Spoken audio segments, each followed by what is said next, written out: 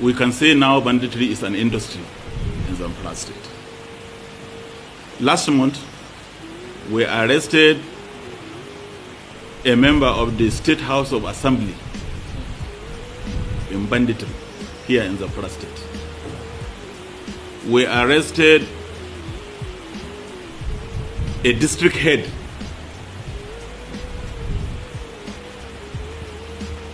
we also as well arrested a former local government chairman. So you can see that involvement of this class of people in banditry is more making the situation to become more and more complex. So in essence, I can say that all caliber of people now are involved. All manner of people are involved in this banditry. More alarming and more disturbing is the involvement of a district head in supplying drugs to the bandits. So in that respect, your presence here today. Good evening, everyone. Thanks for joining me in this video. Today is Wednesday, the 28th day of May 2025. On Monday, there is something that happened in Plateau State. There was a kidnapping or a kidnap attempt, and the pastor was killed. After that incident, the community mobilized, just like what the DSS chief said, that people should start mobilizing and start attacking back. So these people mobilized the youth in the community, and they went because they knew the exact people who came to kill the pastor and tried to kidnap a lot of community people, and they resisted. So they now go back to fight back. You know, they fought back. And after the clash, the Monday clash, then on Tuesday morning, what happened is that these people, all these Fulanis now came back to the community where people are living, and they killed 7 people, despite the community people still resisted. And in this kind of attack, you could have been hearing that, 50 people was killed, 100 people was killed, and so on and so forth. But thank God that the community people are resisting, despite the growing number of death rates. That is apart. Secondly, last week, I published a video where a local government chairman was confessing that these people, Fulani terrorists, attack close to military barrack in Benue State, and he now confronted the army, the military officials there, and they told him that they did not receive order from the federal government to fight those criminals. This is insane. It's alarming. That is to tell you the level of collusion and the kind of thing that even ordinary citizens will not even understand what is going on. And the reason why I'm saying this, I want you watching me to think about this. Let's use logic a little bit.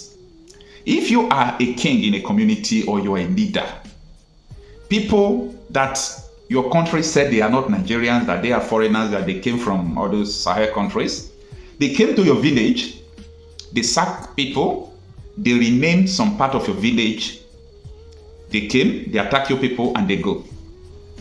The following week, the same thing happened. The following year, the same thing happened. They took your primary school, they occupied it as their home. The school is not functioning there. And they continue doing this thing consistently. And what are you going to think? Is it not people who really said they are protecting you are doing this? Because if that is not the case, I don't see any reason why attack will consistently be happening in one place.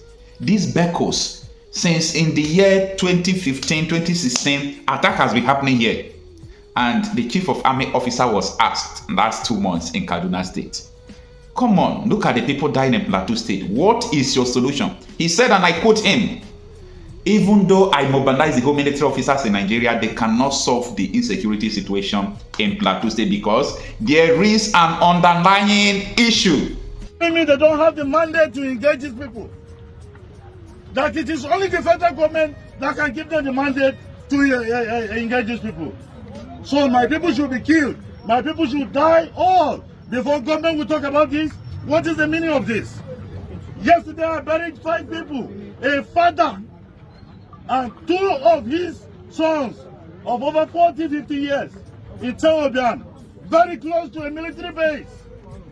What is the meaning of this? If they cannot help me, maybe I'll leave this position as chairman and let it continue the way it is. What is the underlying issue? Yeah, we know. The government allowed it to happen. There is no God. See, Nigeria is not the only country that is facing an insecurity situation. We have so many countries that are facing insecurity situation. So if Nigeria decided that they are not going to fight insecurity and the government officials are proven to be aiding this insecurity, you know that the country will not last. If you hear from all these police commissioners from Zamfara state, I have their videos, you know, their press briefings, arresting politicians who are bandits. Which country does it happen? It is normal that a country is being terrorized by people and the nation is fighting terrorism. It's understandable. But when you have people in Yasoro, people in government houses, police is telling you that these people, yes, we arrested them, lawmakers who are part of bandits without trial, by the way, you know that it is over. Last month here in Osun State, DSS officials were arrested who were aiding Fulani terrorists in tracking and all those things. DSS officials. Nigerians are quiet. It doesn't concern them. What concerns them is politics. Let us play the politics. Yes, let us play the politics.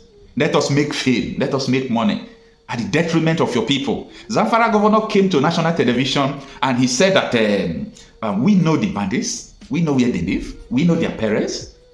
But we can't get them because I'm not controlling army. I'm not controlling police. This is a stupid terrain. Nigeria is a very insane country. Like I said, we know where these guys are. We know where they live. We know their parents. You know them as a government? Of course we do. They live with the same community we live. So why is it difficult to get them? That is the $1 million question that I should ask you. We are trying to understand, for those of us who are now conversant with Zamfara, have never been there, and we hear you as a chief security officer speak tonight to say you know these people, but yet you can't get them. It's a head scratcher. It is something that we are trying to all put our heads together. That is why, from what I can do as a governor, to have this CPG as a first line of defense.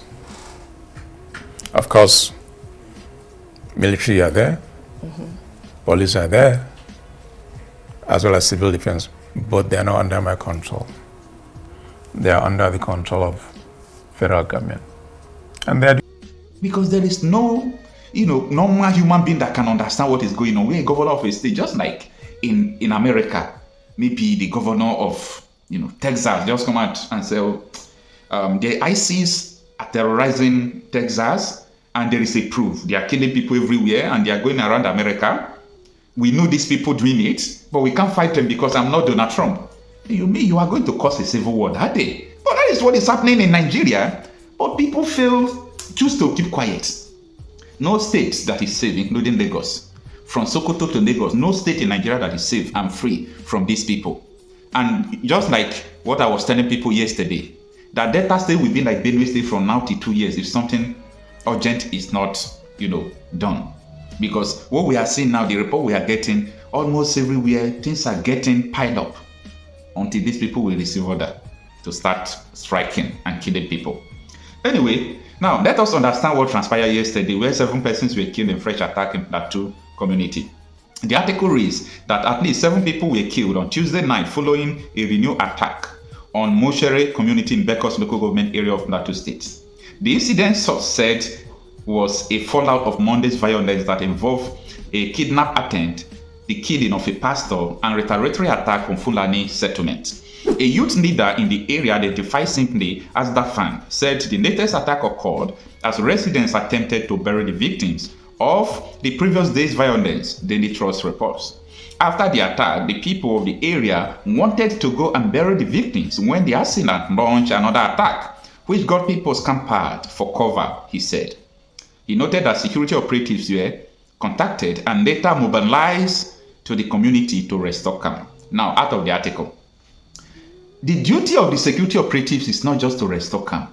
This Bekos community, if you have been hearing about attack in Plateau State, you would understand that yes, this Bekos is facing attack every day. What happened if they set up military base in Bekos? What do I know, sir? I'm not a security operatives. They know what they are seeing. If you can talk to any army officer privately, let them tell you what is going on. Talk to them privately. I do talk to many of them. They will tell you that, look at, all these things are true. Look at what is going on. Look at what is going on. There are still real men in the army. But they will still tell you that there are so many spies in the Nigerian army today. And so many of them will tell you the truth. So if the people who are serving you are telling you this is what it is, believe them. I don't have any reason to doubt a serving Nigerian army telling me what he's experiencing. I'm not there. He's the one there. Now, the article continues that when reached for comment, the police public relations officer of the Plateau State Command, Alfred Alabo, said, I am yet to get the details of the attack, but would get back with detailed facts. As of the time of finding the report, he had yet to provide an update, that is from the police. Recall that on April 2nd, government struck Horti, Joshua, Dafo, and other communities in the Mangona district of the state. In a similarly coordinated assault, terror attackers targeted Zike and Kemakba communities in Kwa district, Iredwe, chiefdom of Basa local government area on Sunday. Both incidents resulted in the killing of scores of residents with numerous homes and properties razed. To restore calm and strengthen vigilance, I hereby announce that effective Wednesday, April 16 night, grazing of cattle is strictly prohibited, Governor Mofang said while announcing the ban. Also, transport of cattle by vehicle is banned after 7 p.m. The use of motorcycles is restricted from 7 p.m. to 6 a.m. across the state until further notice. Now, let me say something here. Amsterdam is a powerful small country. The size of Amsterdam is like the size of Plateau State, but they produce the picnic that almost the whole Africa and part of the Asia consume, and also part of the Europe. Then these people don't carry cattle up and down. They don't carry all these animals up and down, using it to graze down people's homes. Nigerians are not even making money from their grazing and cattle stuff. But look at what happens to ranches. Ranches, it will reduce you the stress of trekking from Abuja down to Delta. It will reduce you the stress unless you really have something or that's something else. If you have up to 500 cows, you know what it means? That is, a lot of money. You can take your money, buy land, do ranching. But they don't want to do that because there is there are other motives why they are parapulating their cows up and down. The article continues to emphasize that the restrictions are part of the broader strategy to tackle the state security challenges and ensure the safety of the residents. He dismissed the notion that the violent stem from isolated farmer-herder clashes, implying a more sinister pattern behind the killing. And that is what I also said. I've said so many times that this is not farmer-herder clash. Thank God that the governor is reaffirming the same thing. And this is what he said. These killings are not an isolated conflict between farmers and herders, he said, adding that the state government was taking proactive steps to investigate the true cause of the unrest. However, the governor should not tell us that he don't know the causes. Stop saying we are investigating. What are you investigating? Since 10 years? Now, the Governor Mofang, however, expressed gratitude to President Bola Ahmed Tinubu for what he described as his continued support in quest for peace. The governor also announced plans to set up a fact-finding committee composed of respected independent voices to investigate the root causes of the violence and recommend actionable solutions. He reiterated that his administration unwavering commitment to protecting lives and property, pledging closer collaboration with security agencies to bring lasting peace to the troubled community. Now, let me say something again. If the killing that started 10 years ago, and this is the time the governor or the state or the government, let me put it in that way, want to start doing investigation, it's not fair now. Since 10 years ago, you were about to start doing investigation of what has been happening in your state? No. This is the same governor and some part of clergymen from Plateau State who came to report us that so many communities have been renamed, doing all those. So you people don't know the causes. You want to start doing investigation. Anyway, what do I know, self? It is what it is. Thank you for watching this video to this extent. I'm Okochapi myself, talking reality out of issues. See you on my next video.